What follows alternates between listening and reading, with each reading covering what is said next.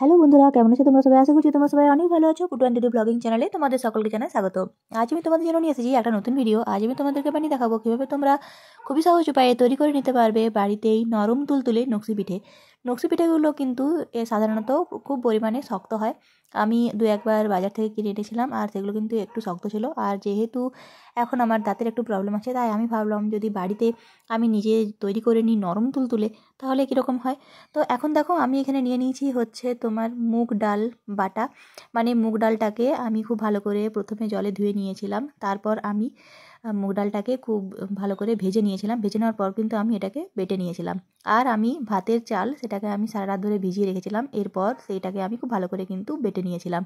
এখন দেখো এই দুটোকে আমি গ্যাসের মধ্যে চাপিয়ে নিয়েছি, আর এই দুটো মিশ্রণকেই খুব ভালো করে সামান্য নুন দিয়ে একটা টাইট ডো তৈরি করে নেবো। এই ডোটা তৈরি হতে কিন্তু মাত্র 2 মিনিট সময় লাগে। 2 মিনিটের পর দেখো ডোটা খুব সুন্দরভাবে তৈরি হয়ে গেছে, এই যে দেখতেই পাচ্ছ। এখন আমি যেটা করেছি, হাতে সামান্য সাদা তেল লাগিয়ে খুব ভালো করে কিন্তু এটাকে আটা মাখার মতো করে আমি মেখে নিয়েছি। দেখো আমি হাতকে খুব ভালো করে পরিষ্কার করে নিয়েছি, জল দিয়ে ধুয়ে নিয়েছি। এরপর হাতে লাগিয়ে নিয়েছি সামান্য পরিমাণ সাদা তেল। আর এরপর কিন্তু একটু ডো আমি নিয়ে একটা প্যাড়ার মতো করে নেবো।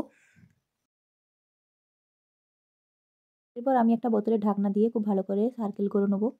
এখানে আমি নিয়ে নিয়েছি একটা স্টিলের পেনের রিফিল।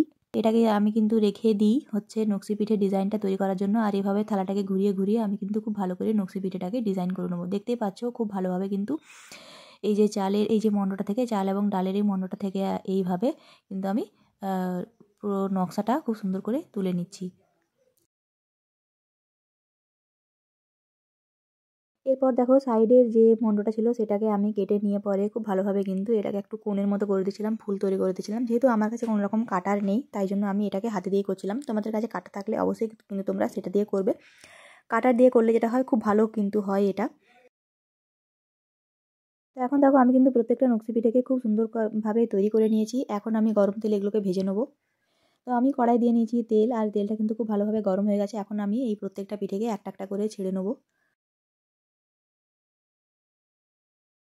এখন এই পিঠেটাকে কিন্তু খুব ভালো করে আমি দুই সাইডে ওপর নিচে লাল লাল করে ভালো করে ভেজে নেবো। অনেকে দেখো পিঠেগুলো কিন্তু খুব সুন্দরভাবে ভাজা হয়ে গেছে। একটা তোমাদেরকে দেখায়, এইভাবে কিন্তু আমি ভেজে নেবো। এখন আমি অন্য একটা পাত্রে দিয়ে নিয়েছি 1 কাপের মতো জল। এরপর আমি এখানে দিয়ে নিয়েছি প্রায় 200 গ্রামের মতো গুড়। খুব ভালোভাবে গুড়টা কিন্তু আমি গলিয়ে নেবো। এরপর আমি এর মধ্যে মিশিয়ে নেবো 1 কাপের মতো চিনি।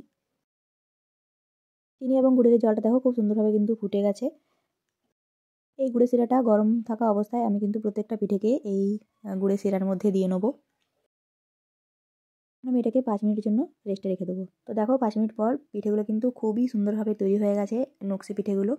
যারা অল্প মিষ্টি খেতে পছন্দ করো তারাও কিন্তু অবশ্যই এই পিঠেটা একবার হলেও বাড়িতে বানিও। আর যাদের দাঁতের একটু প্রবলেম আছে বা যারা শক্ত জিনিস খেতে পছন্দ করে না, তারা কিন্তু অবশ্যই এরকম একটা পিঠে তৈরি করে নিতে পারবে।